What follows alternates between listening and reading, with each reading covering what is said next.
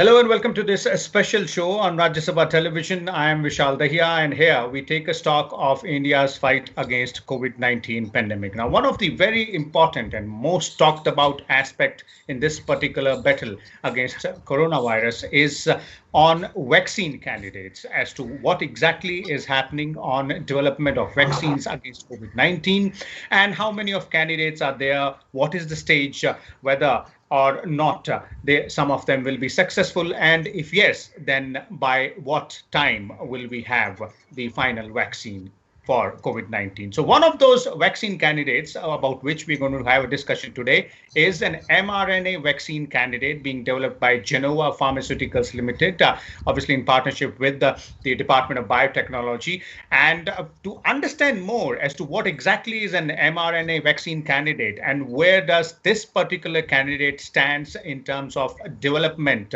and how long will it take, we have a distinguished panel of guests today. Let me first introduce them to you, beginning with Dr. Sanjay Singh. He's the director and the CEO of Gennova Biopharmaceuticals Ltd, the company which is developing this particular vaccine candidate. We also have with us Dr. Rakesh Mishra. He's the director for Center for Cellular and Molecular Biology, that is CCMB, a CSIR institute. We're also joined by Dr. N.K. Ganguly. He is the former Director General of Indian Council of Medical Research and a well-known professional in this particular field. So let me begin the show, and let me begin with you, Dr. Ganguly. Let's start by making our viewers understand what exactly is an mRNA vaccine candidate and how is it different from other vaccine candidates which are being developed or talked about right now. So Vishal, this is one of the front runners right from the beginning, and today one of the messenger RNA vaccines produced in USA has gone to phase 3, 15,000 subjects and 15,000 comparator control. And Tony Fauci took the first dose of this. I'm the same age and I'm offering Sanjay that I will take the first dose. So this is as safe as it is, because the vaccines which are either whole virus attenuated or whole virus killed, they have a biohazard, and this biohazard is a huge, and they might have other unknown consequences of disease-enhancing antibodies and others. Whereas the spike proteins also is a very big chunk of the protein, and it has several epitopes. One doesn't know what it will do ultimately. But messenger RNA is totally synthetic RNA selected from the receptor binding domain, which when given appropriately with a carrier molecule and an adjuvant will start producing that part of the protein in the body. So its safety is unquestionable. Only problem is its delivery. So what I know that the Genova has used an lipid iron oxide carrier, and they have their own adjuvant glass with which they have conducted studies. If you look at the eyes of Sanjay Singh, he's very determined scientist and a scientist entrepreneur, the only scientist entrepreneur in India. So he has taken it through a correct path. He has done the monkey challenge studies. He has done the special ACE2 mice challenge studies, and these have been successful. Oxford vaccine monkey challenge study has just muted it. And I have now seen the antibody titer, the neutralizing antibody titer of all the vaccines which are in the running, which were found in their experimental animals. The Genova vaccine has got very high neutralizing antibodies, because neutralizing antibodies from natural infection drop very quickly. But however, the vaccines have an advantage. They are in a platform which can boost neutralizing antibodies to a height. He has also checked it against the convalescent plasma, and he is not doing any shortcut. I just finished by saying he is not doing any shortcut. He is taking it through complete preclinical toxicology studies, particularly the disease enhancing immune responses and disease altering immune responses. These are the two major fear over here. So he has taken it through all this over Okay. here. So Okay. And I'm confident about this. Let's hear from Dr. Sanjay only specifically on the path which he has taken to go ahead and develop this vaccine candidate, he and his team. So, Dr. Singh, a bit more about the mRNA vaccine candidate which your company is working on and the entire process, as well as Dr. Ganguly was referring to certain aspects. So thank you, Vishal. So for us, this program, mRNA platform technology program, we started with our collaborators back in US in Seattle. This is HDT Bio, and we have this long-term collaboration.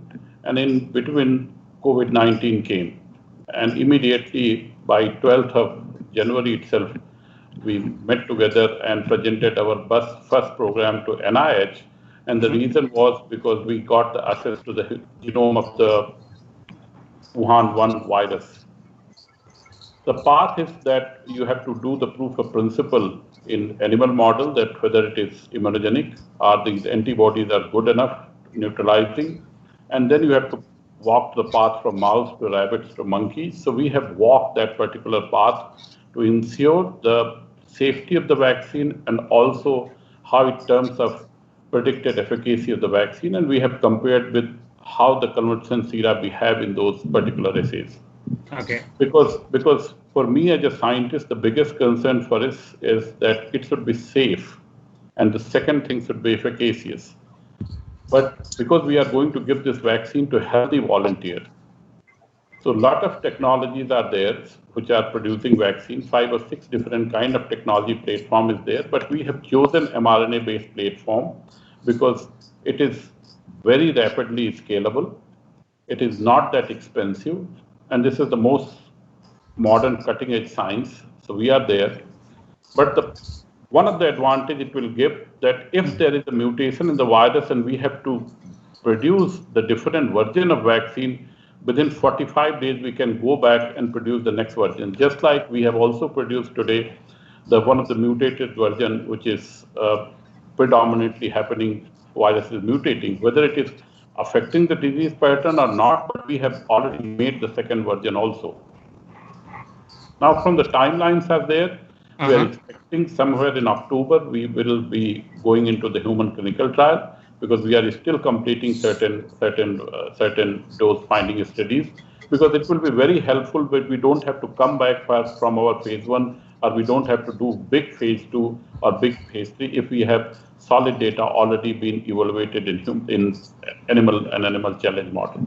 So this is where we stand, and we are very happy that someone will succeed. We have the equal chance. Okay, that's quite interesting to know that all of the entire process has been followed to the letter T. One more question here, Dr. Singh, is how does this particular mRNA vaccine, works when it is administered? Obviously, this is one particular platform which is being used elsewhere as well to develop vaccine candidates, as Dr. Ganguly was pointing out. But how does it work vis-a-vis human body? So basically, if you give the whole virus, which is either attenuated or killed, it goes and body recognizes the foreign article and make the antibodies. But the body has to do a lot of work for that. So the next generation technology came, you can use recombinant vaccine with adjuvants. But that is also to producing a recombinant vaccine, you need huge facilities and a lot of regulation and a lot of time to produce that vaccine. But in case of mRNA here, this is simple mRNA related to that particular candidate. You have to deliver in a vector with a nanolipid carrier system. And here we have brought uniqueness in our vaccine as compared to other competitors in the field.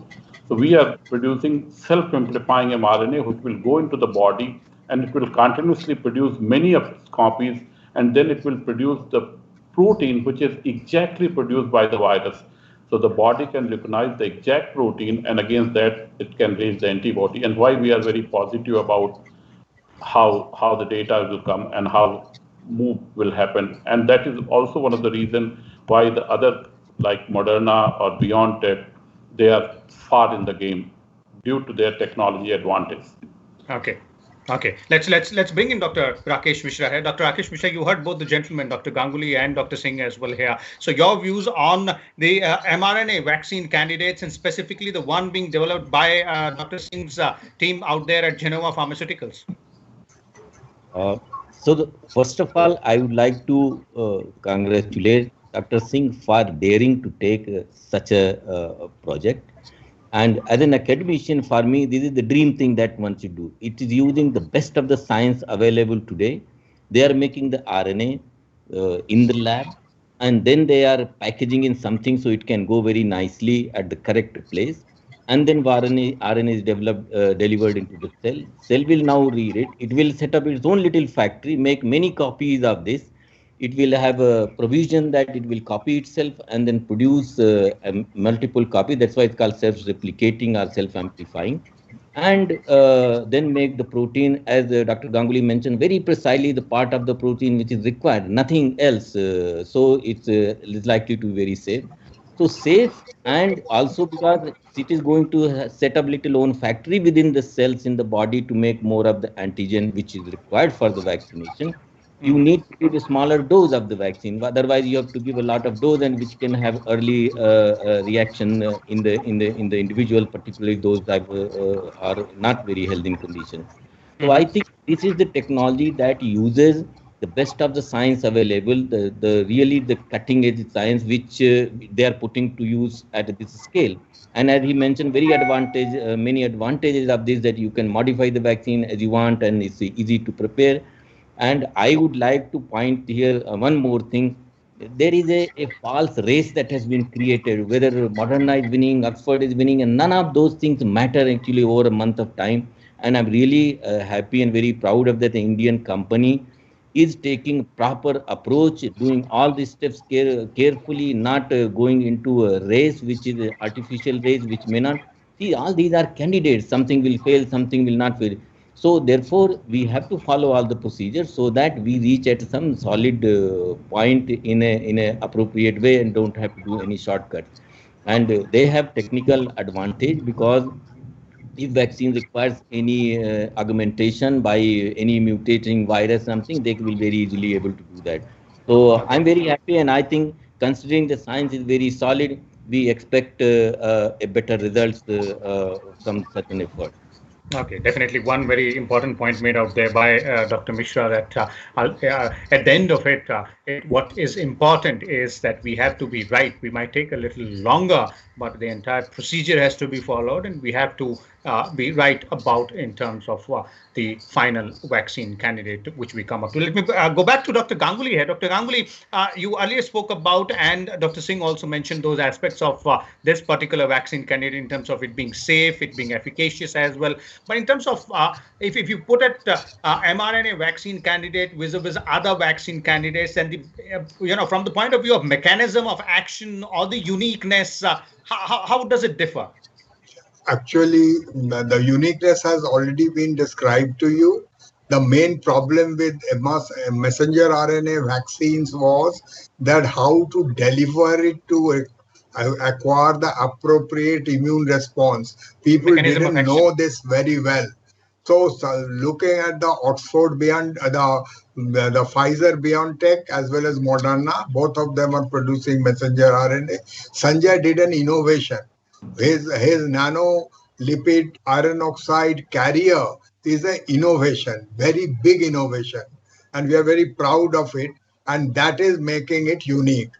We have got one advantage. The Moderna has now gone into phase 3. The Pfizer also is moving into that direction. We will have lot of information experience out of this.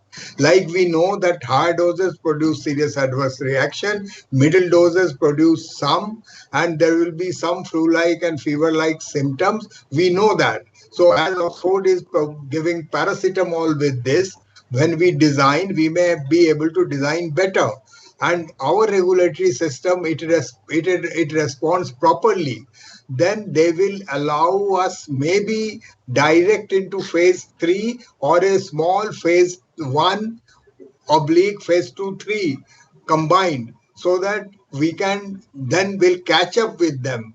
So as the timeline with Sanjay, but as you have said, and as Rakesh and Sanjay both have informed, that I am very happy that in this race, mad race, he has not done any shortcut.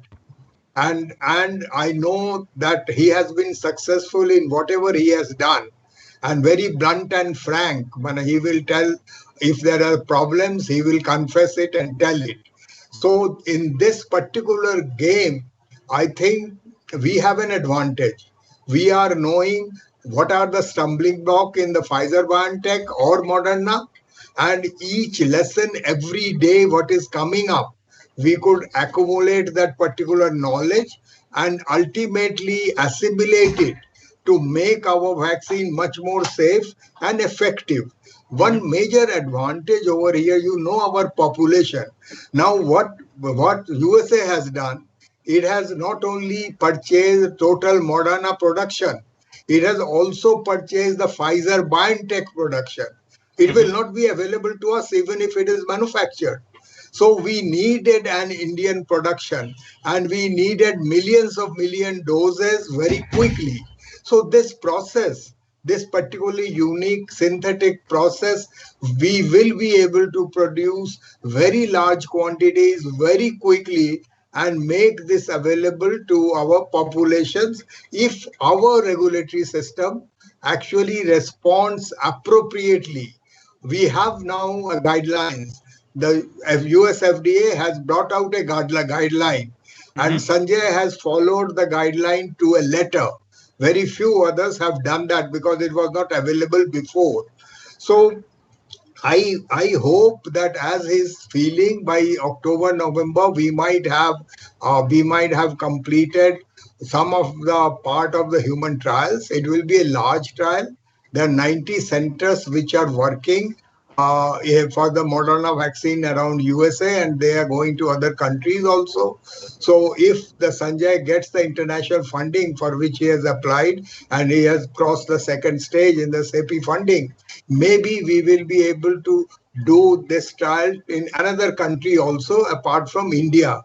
And one more advantage we will have, that like Oxford, the CanSino vaccine has not worked in the old age people. This vaccine is needed for old age, and we need to do a quickly bridging study so that this is available to our small children who will be going to school. They are great transmitter to the parents, to the others, and we will not be able to send our small children to school. So in this timeline, we might have to do a bridging study in children, and so that all of them can go to school, because they can't wear mask properly, they can't do social distancing. So I feel that this has made our country safe, and Department of Biotechnology has funded it partly, but we will need larger funding. But what more we will need is a great regulatory oversight over this. And I hope our country provides this appropriate thing, of course, keeping safety completely in mind. And I will also request Sanjay to look at the cell-mediated immune responses, CD8, CD4 responses in this, with the adjuvant which he has. He might get that. So there will be a long-term memory riding along with this, as well as a cell-mediated immune response, so that the virus-infected cells will also be tackled once the virus enters. One final word I will say, that when you use whole cell, this virus has an enzyme known as NP16. This changes the RNA of the virus when natural infection occurs, so that it is not recognized as foreign. It hides there as self. So the neutralizing antibodies after natural infection are not very big, and that is why they drop very sharply, thereby creating a lot of fear amongst people that whether there will be a long-term immunity or not. So this vaccine may be required every year, but at least once in a year vaccine it should be. And what I will also request Sanjay, because there are 2 injections needed, 28 days apart.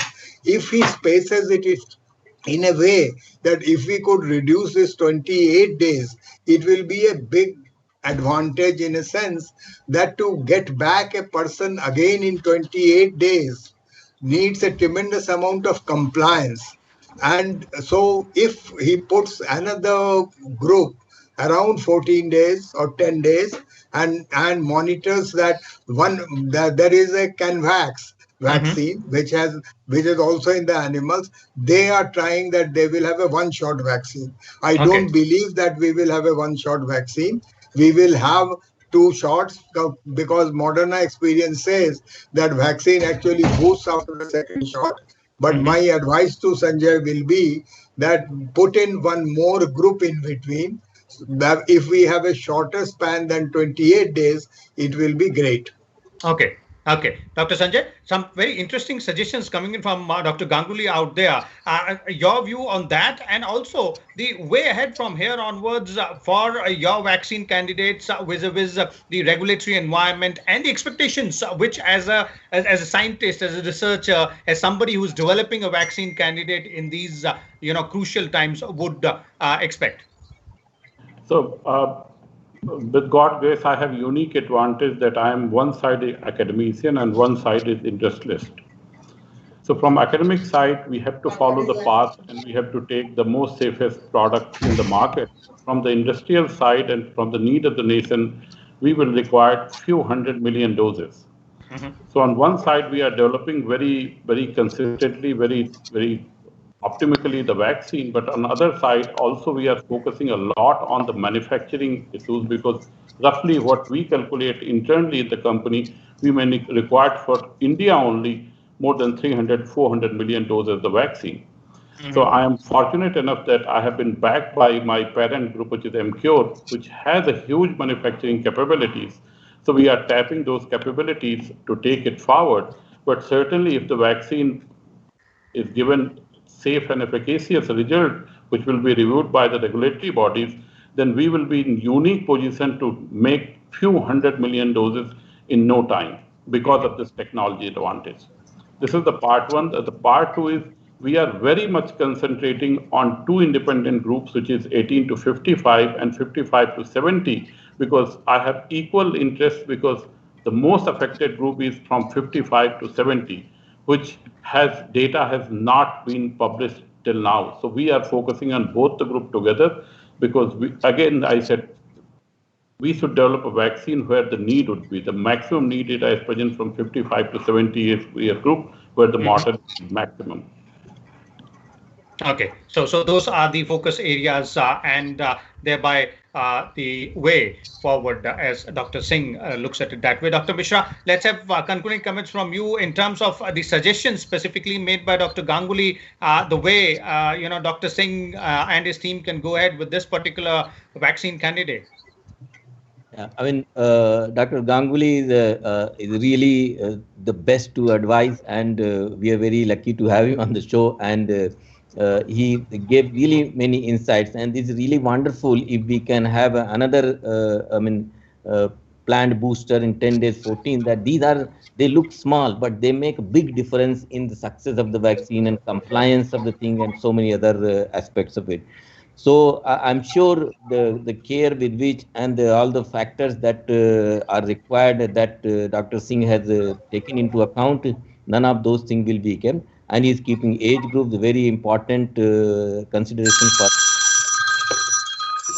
for him. But actually he mentioned because the RNA vaccines are likely to be expensive, and particularly they will require -80 cold chain and those things. If we can manage, so I was always thinking that RNA vaccines will be expensive, but he mentioned that this vaccine will be cheaper. So I'm sure maybe after the packaging, maybe naked RNA vaccines are more expensive. This one will be less expensive. So that's what the additional advantage. So, I mean, if I see all the desirable columns are ticked, so I think we are best positions now. We just have to wait for the time, and he has the goodwill of a whole scientific fraternity in the country, and I'm sure regulatory system will respond. They have been responding nicely to many other things, and no reason. and we also are very proud that BIRAC and DBT have supported it in small way or big way. At least is the intent which is important. So I think all the things are falling in place, and we hope that we will have such a highly desirable solution to this problem.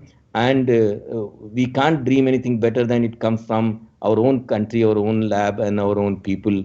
All the time we have been getting from outside manufacturing and doing, but here if we produce within the country, that will have something really all of us scientific committee can feel very proud of. So okay, I think they are both very experts, and they have given all the expertise, I mean expert comments on this. So I don't have to add anything other than my goodwill and hopes of so many millions of people in the country. Definitely. Thank you so much, Dr. Mishra out there, Dr. Singh, and Dr. Ganguly as well for sharing your views, and specifically Vishal, to Dr. Singh. I have offered myself as first volunteer. Tony Fauci and me are the same age. Well, I'm sure Dr. Singh for believing in me and believing in my science. Well, thank you once again to all three of you, and specifically to you, Dr. Singh.